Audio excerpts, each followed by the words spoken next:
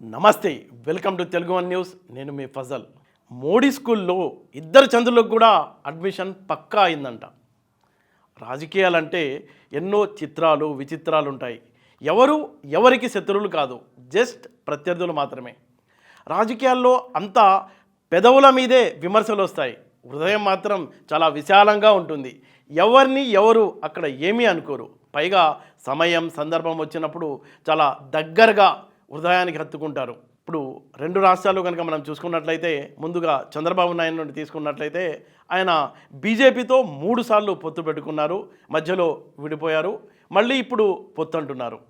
రాష్ట్ర ప్రయోజనాల కోసమే కమలంతో షేక్ హ్యాండ్ ఇస్తున్నారు. ఏపీ రాజకీయాల్లో ఇది కొత్త కాదు, వింత అంతకంటే కాదు. బాబు మోడీ చేతులు కలిపే సమయం దాదాపుగా ఆసన్నమైందని చెప్పుకోవచ్చు. ఇక తెలంగాణకు వెళ్తే అక్కడ అసలైన రాజకీయ చిత్రం కనిపిస్తుంది. అదేంటంటే, నిన్నటిదాకా బీజేపీని విమర్శించిన బీఆర్ఎస్ అధికారం కోల్పోగానే బీజేపీకి దగ్గరవుతుంది. దానికి బలమైన కారణమే ఉంది. కేంద్రంలో బీజేపీ మరోసారి అధికారంలోకి వస్తుందని అందరికీ చెప్పుకుంటున్నారు, రావచ్చు 100% కూడా. 5 ఏళ్ల పాటు అక్కడ అధికారంలో బీజేపీ ఉంటుంది కాబట్టి ఆ బీజేపీ అండ కనుక తనకు ఉంటే తెలంగాణ రాజకీయాల్లో స్ట్రాంగ్గా అధికార కాంగ్రెస్ మీద దూకుడుగా వ్యవహరించవచ్చని బీఆర్ఎస్, అదే కేసీఆర్ ఆలోచనట.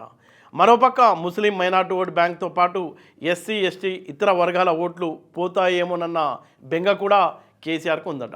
కానీ అనివార్యంగా ఇప్పుడున్న రాజకీయ పరిస్థితుల నేపథ్యంలో బీజేపీ సహాయం కావాలంటే స్నేహం చేయక తప్పని స్థితి నెలకొంది. మొత్తం మీద చూస్తే బీజేపీతో బీఆర్ఎస్ జట్టు కట్టాలన్న నిర్ణయానికి దాదాపుగా వచ్చేసినట్టే.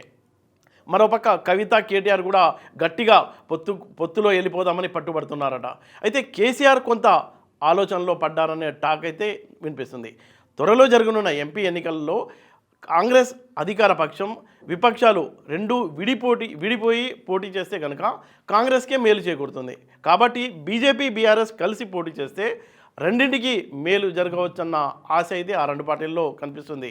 ఏపీ చంద్రుడు అలాగే తెలంగాణ చంద్రుడు మోడీ స్కూల్లో అడ్మిషన్ తీసుకున్నట్టే అని చెప్పుకుంటున్నారు.